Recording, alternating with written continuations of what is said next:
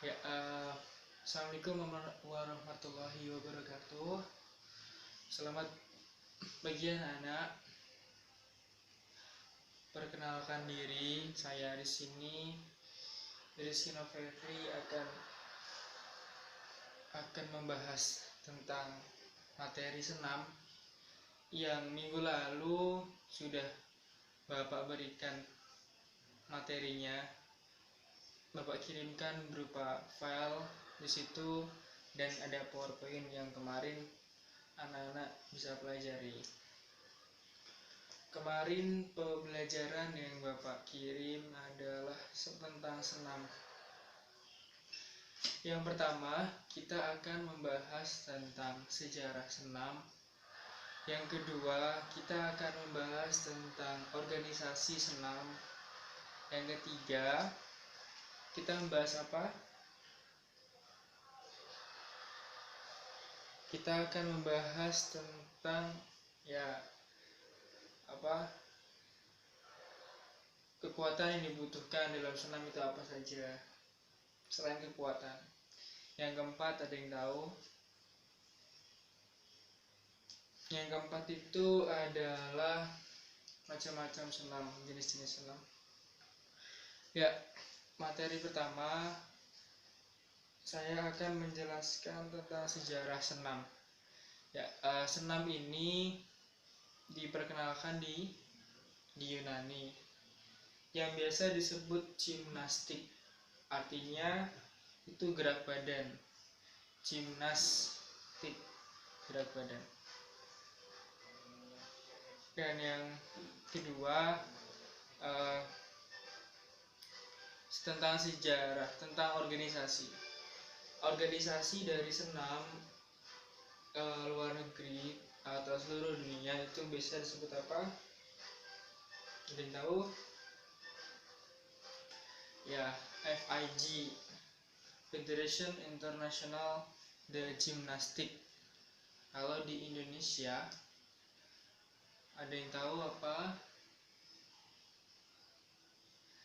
Kalau di Indonesia itu namanya Persani, Persatuan Senam Indonesia.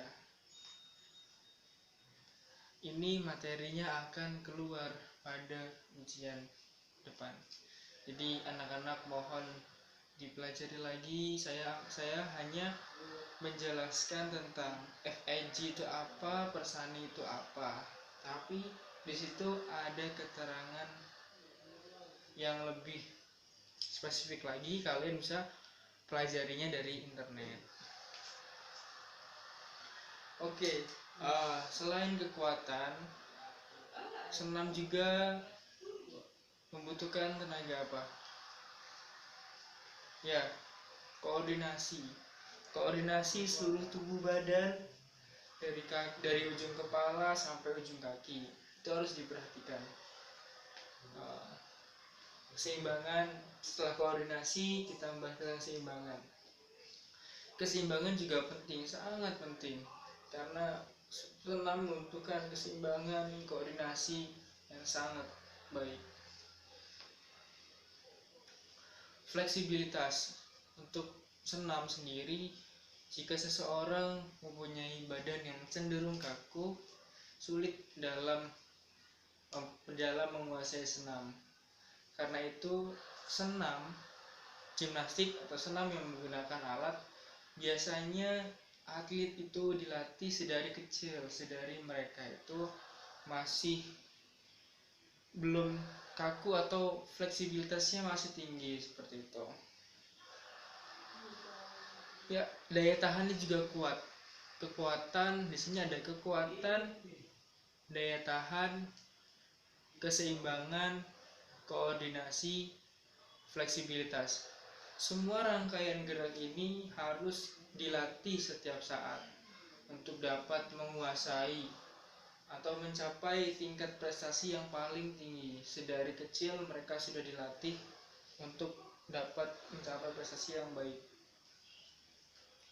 Oke, sekarang masuk ke poin keempat. Ya, jenis senam.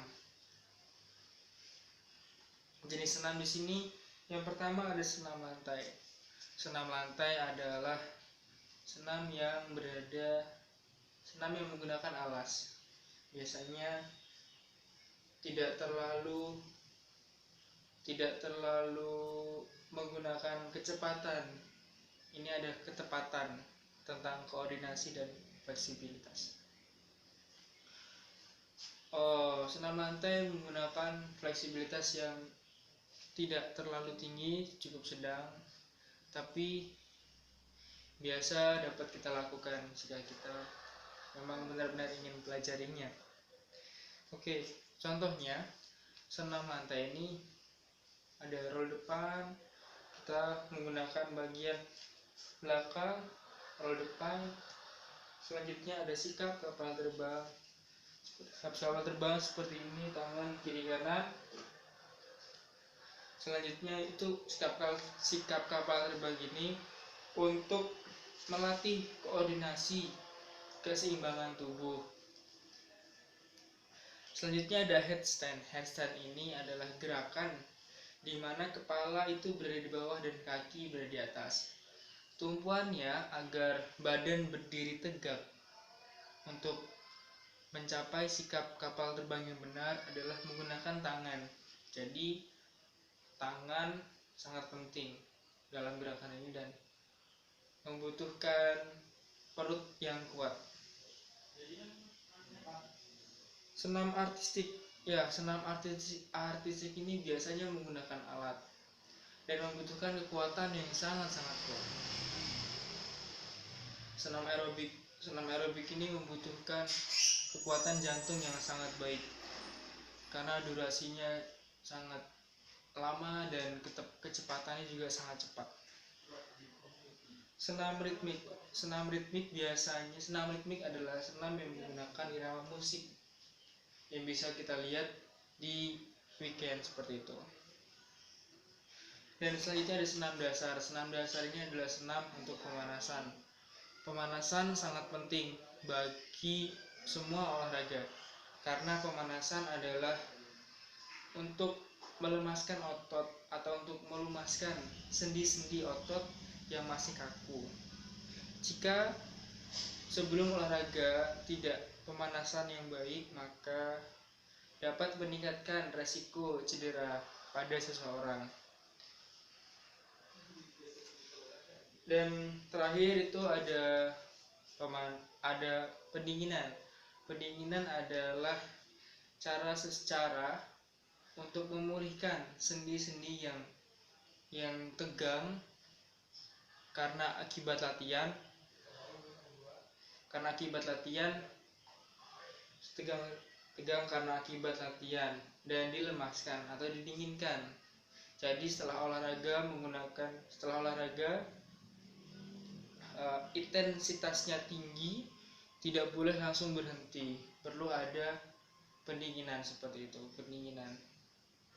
Pendinginan dan pemanasan.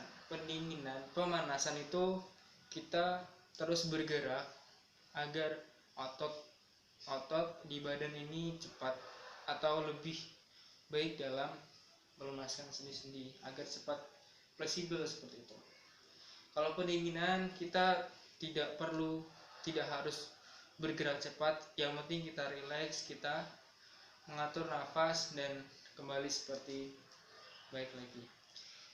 Ya, itu saja anak-anak untuk materi yang dapat Bapak berikan pada hari ini. Terima kasih untuk waktunya. Ya, mungkin minggu besok ada pembelajaran tambahan dari senam ini. Mohon dipelajari dari internet atau dari buku atau yang lainnya. Saya menghargai apapun itu, yang penting kalian tetap belajar. Ya, terima kasih. Wassalamualaikum warahmatullahi wabarakatuh.